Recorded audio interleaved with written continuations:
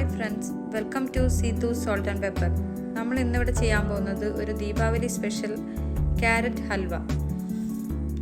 Carrot halwa ഞാനിവിടെ ചെയ്യുന്നത് കുറച്ച് ക്യാരറ്റ് കഴുകി വൃത്തിയാക്കി തോലൊക്കെ കളഞ്ഞ് എടുത്തു വെച്ചിട്ടുണ്ട്. ഇത് നമ്മൾ നന്നായിട്ട് ഗ്രേറ്റ് ചെയ്തെടുക്കുന്നുണ്ട്. ഈ ക്യാരറ്റ് ഫുള്ളും ഈവനായിട്ട് അതിൻ്റെ ഒരു സൈസിൽ തന്നെ വേണം ഗ്രേറ്റ് ചെയ്തെടുക്കാൻ. ഞാനിവിടെ ഗ്രേറ്റ് ചെയ്തെടുത്തിട്ടുണ്ട്. ഇത് കുറച്ച് അധികമുണ്ട്. ഇനി നമുക്കൊരു അടി കനമുള്ള പാത്രത്തിൽ 2 ടേബിൾ സ്പൂൺ നെയ്യ് ചേർത്ത് കൊടുക്കാം. അതിനകത്തേക്ക് നമുക്ക് കുറച്ച് കാഷ്യൂ ഇട്ട് റോസ്റ്റ് ചെയ്തെടുക്കണം.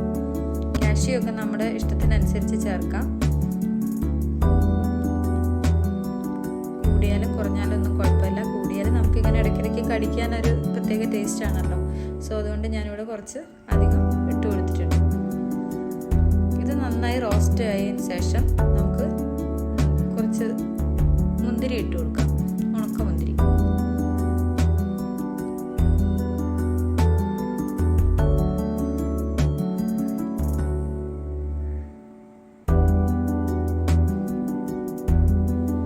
കാഷ്യൂ ഒന്ന് ചുവന്ന് വന്നതിന് ശേഷം ഒരു പകുതിയോളം ഒന്ന് റോസ്റ്റ് ആയതിന് ശേഷമാണ് നമ്മളിവിടെ മുന്തിരി ചേർത്ത് കൊടുക്കുന്നത്.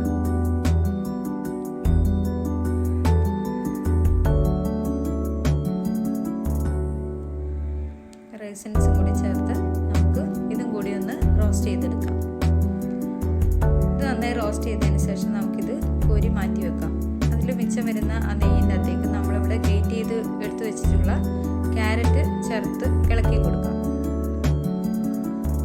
ഈ ക്യാരറ്റ് വേവിക്കുമ്പോൾ നമ്മൾ അടച്ച് വെക്കാതെ, അടപ്പ് വെക്കരുത്, തുറന്ന് വെച്ച് വേണം വേവിച്ചെടുക്കാൻ. അടച്ച് വെച്ച് കഴിഞ്ഞാൽ ആ ക്യാരറ്റിൻ്റെ ആ കളറും ഒക്കെ ചേഞ്ച് ആയി പോകും. ആ പച്ച ചൊവ പോവുകയില്ല. അതുകൊണ്ട് നമ്മളിത് തുറന്ന് വെച്ചിട്ട് വേണം ഇളക്കി കൊടുത്ത് വേവിച്ചെടുക്കണം. ഒരു അത്യാവശ്യം പകുതി വെന്തതിന് ശേഷം നമുക്കിവിടെ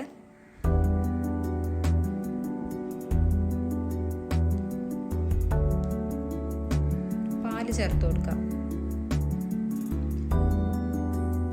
പാലൊക്കെ നമ്മൾ ക്യാരറ്റ് എടുക്കുന്നതിൻ്റെ അളവിനനുസരിച്ചാണ് നമ്മൾ ചെയ്യുന്നത്. ഇവിടെ ഒരു കിലോ ക്യാരറ്റ് ആണെങ്കിൽ ഞാനിവിടെ 1 ലിറ്റർ പാലും എടുക്കുന്നുണ്ട്. ഈ പാലും കൂടി ചേർത്ത് നമുക്ക് ഇളക്കി വേവിച്ചെടുക്കാം. ഈ പാലിൽ കിടന്ന് ഈ ക്യാരറ്റ് ഇങ്ങനെ nന്നായിട്ട് വെന്ത് വരണം.